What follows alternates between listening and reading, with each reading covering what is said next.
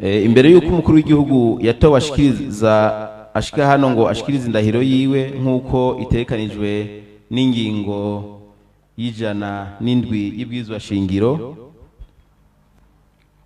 tuributsa ibi bikurikira. Kwigenekerezo rya 20 Ruhuhuma umwaka wa 2020 umukuru w'igihugu yaratumye ko abenegihugu ngo bitabira amatora y'umukuru w'igihugu, ay'abashinga amateka, ay'abajena b'amakomine n'abakenguza amateka, abicishije mu itegeko ry'umukuru w'igihugu nimero 100/30 ryo kuwa 20 Ruhuhuma 2020. Kwigenekerezo rya 27 Ndamukiza 2020 imigambwe n'abigenga biyandikishije mu ihiganwa ry'ayo matora baratanga ibikorwa byo kwiyamamaza mu gihugu cyose bisunze itegeko ry'umukuru w'igihugu nimero 100/57 ryo kuwa 25 Ndamukiza 2020.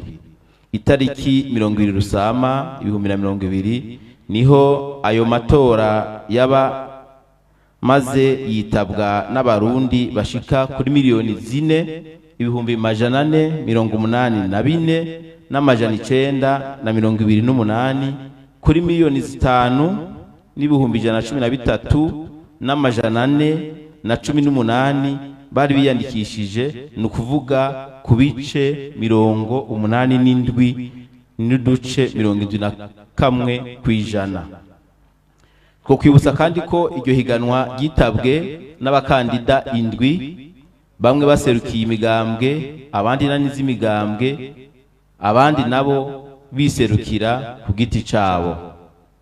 Umukuru w'igihugu agira rahiro no munsi hamwe n'umugambwe yaserukiye muri ayo matora bahavuye ari bo batahukana intsinzi n'amajwi 3,82,210, nukuvuga ibice 68 n'uduce 70 kw'ijana.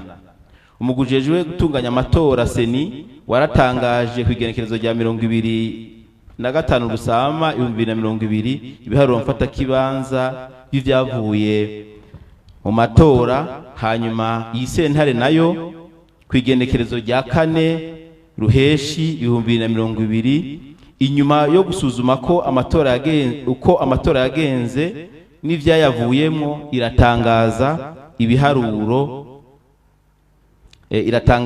ibiharuro ntabandukirize indahiro. Ubugira kabiri mu gushikiriza indahiro yiwe afata mu kuboko kw'ibubamfu ibendera ry'igihugu n'iry'ubumwe bw'abarundi, aduza ukuboko kw'iburyo. Ahejeje kurahira aca yegera imbere ya sentare yubahiriza ibwirizwa shingiro kugira ashira umukono ku ndahiro ahejeje gutanga.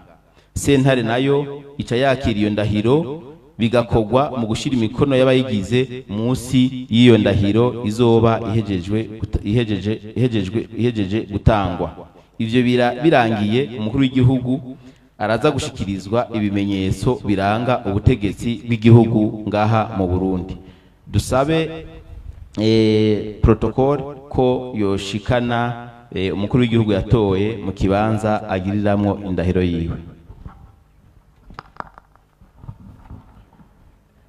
Imbere yaho twagomba dusabe abasenyeri bambaye umwambaro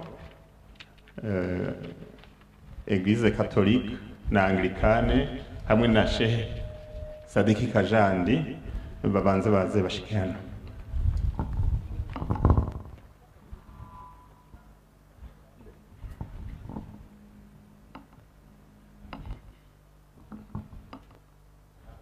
Na Apotre Charles na Apotre Vital na wenyine bose shikana.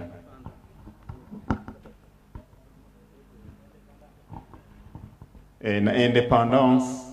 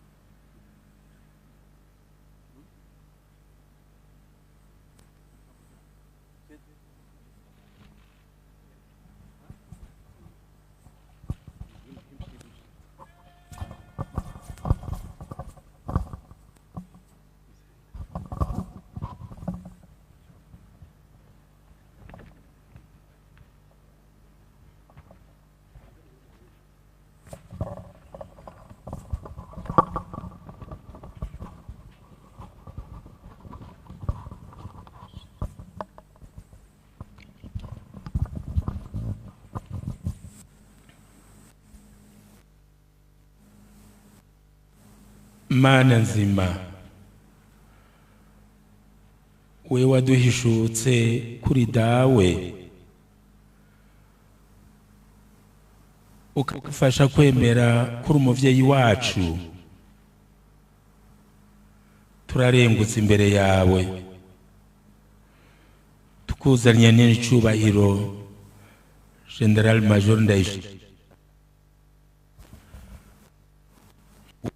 Yagirire mu ibanga ryo kurongora igihugu cacu, tumuherekeje ngo umubike ko ibiganza vyawe vyama biha umwe muri twebwe ivyo akeneye. Ni wewe dawe, kubera urazi imbere n'ivyo dukeneye imbere yuko tukwidondora. Turizigiye rero kumuvotorera vubu, umutabaza amagara n'ubugingo, ubwitonzi n'ubukerebutsi, ubweranda n'ubutungane. Nyiricubahiro watoreye ibanga ryo ku mukuru w'igihugu, urama witeguriye kwakira ubwitonzi buvuye ku Mukama, nka Salomo yasaba ati nuha umusavyi wawe umutima utegera, kugira ngo ntunganirize igihugu cyawe nshobore gutandukanya ikibi n'iciza. Imana yarakutweretse ikwizigiye, uramana nayo, urazirikana ijambo ryeranda ryayo, wongera urirangure. Urafungura ikivuye mu kanwa cy'Imana, kuko nanone umuntu ntabeshwaho gusa n'indya z'umubiri, arabeshwaho cyane cyane n'ijambo ry'Umukama. Hahirwa abaremesha amahoro, kuko bazokwitwa abana b'Imana. Uri umwana w'Imana kuko uri ikiremwa cyayo, ukaba kandi waravutse ubwa kabiri mu batisimu, ukaba mbere waragabuye umutima mweranda mw'ikonfirmasiyo. None rero niwiyumve kuri umwana w'Imana kandi ushobora kuremesha amahoro hagati y'abarundi. Urazi ingene tuyakeneye, yaturonse n'umutima wawe wose n'ubwenge bwawe bwose. Umwanditsi w'Izaburi ya 96 niwe atwihaniza ati mwebwe mukunda Umukama nimwanki kibi. Turazi kukunda Umukama. Umukama rero nakumurikire, ujana uburundi bw'Umukama mu neza, mu majambere, ukomeze urukundo hagati ya bene igihugu, utahukana impunzi, incabwenge twibarutse zirengera ubwo ruturimwo, zigaruke kuduteza imbere zikoresheje ubuhinga zifise. Utwugururira amarembo y'amakungu, atubera umubanyi w'ingirakamaro. Uri umwana wa Mariya nyina wa Yezu, nguyo nyoko wawe. Mwakiri wawe nk'uko wamye, umuhanuze, nawe umutega amatwi, akwereka ingene worangura ibihimbara Yezu, umwana we n'umuvukanyi wawe. Akwereke n'ibituzanira iterambere ry'umutima n'iry'umubiri. Yongera gukandire ku mwana wiwe, ngo wamane na Yezu iminsi yose na hose. Hamwe n'iki gihugu gikinje hano, n'abarundi n'abarundikazi bose, hamwe n'abazogufasha muri iryo banga, tugomba kuguhezagira. Imana niguhezagire ku izina rya Data n'irya Mwana n'irya Mutima mweranda. Amen.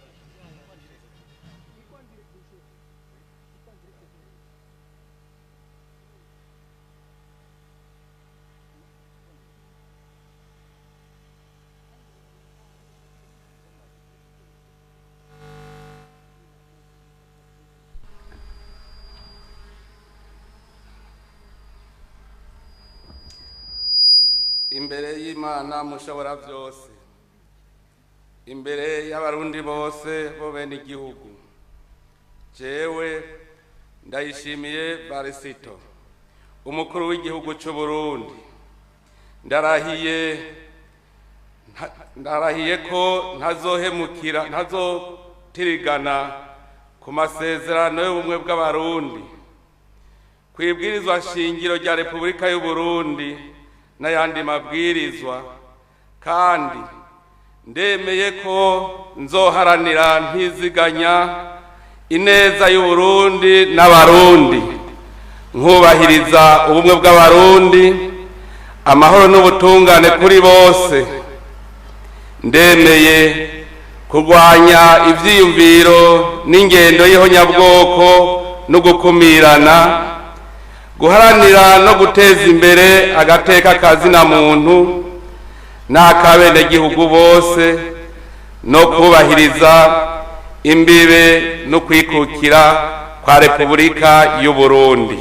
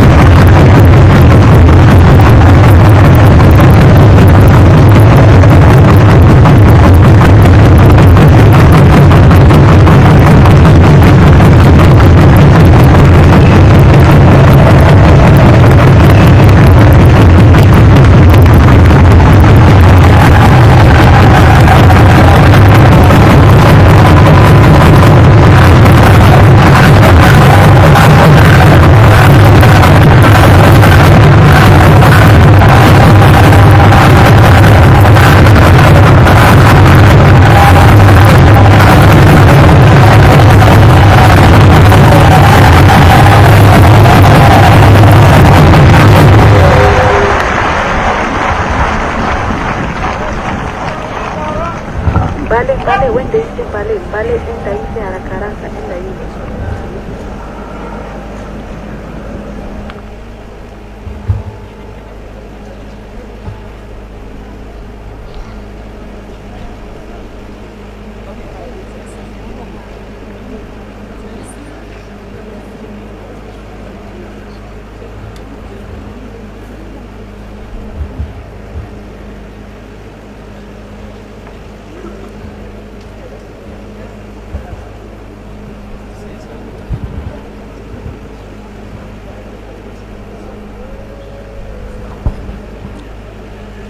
Nyenicubahiro mukuru w'igihugu cyacu cy'u Burundi, sentare irakiriye indahiro yanyu, tukaba dusabye ko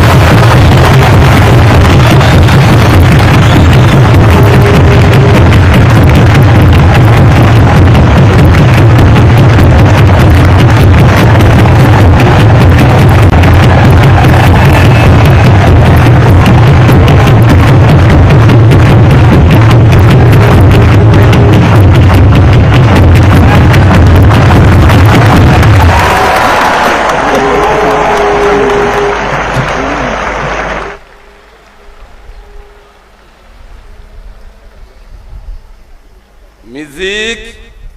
Fermez les bancs.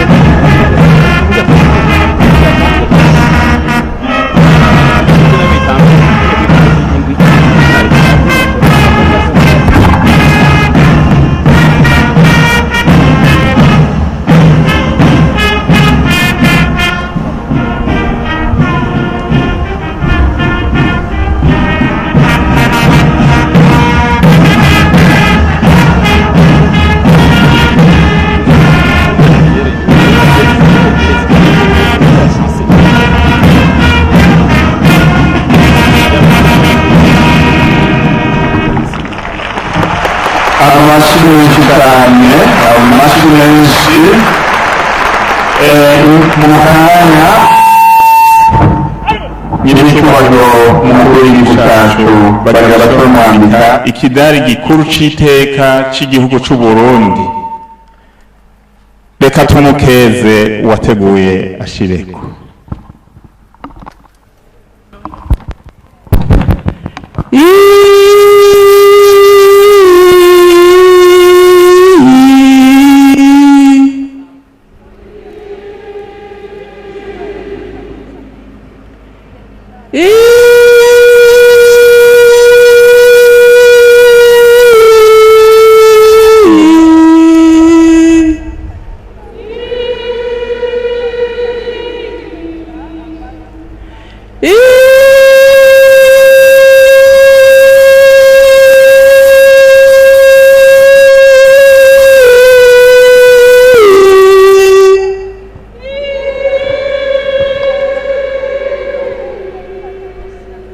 Urakoze amashi.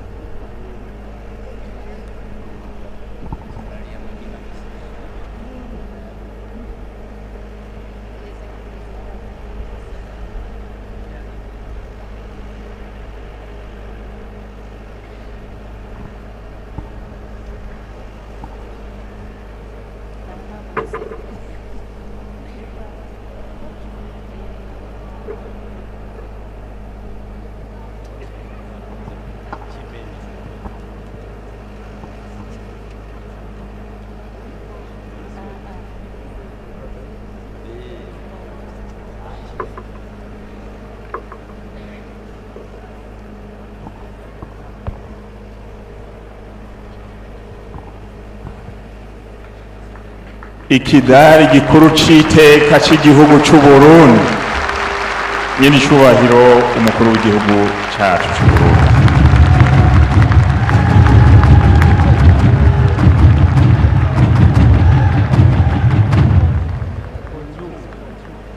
Ubu naho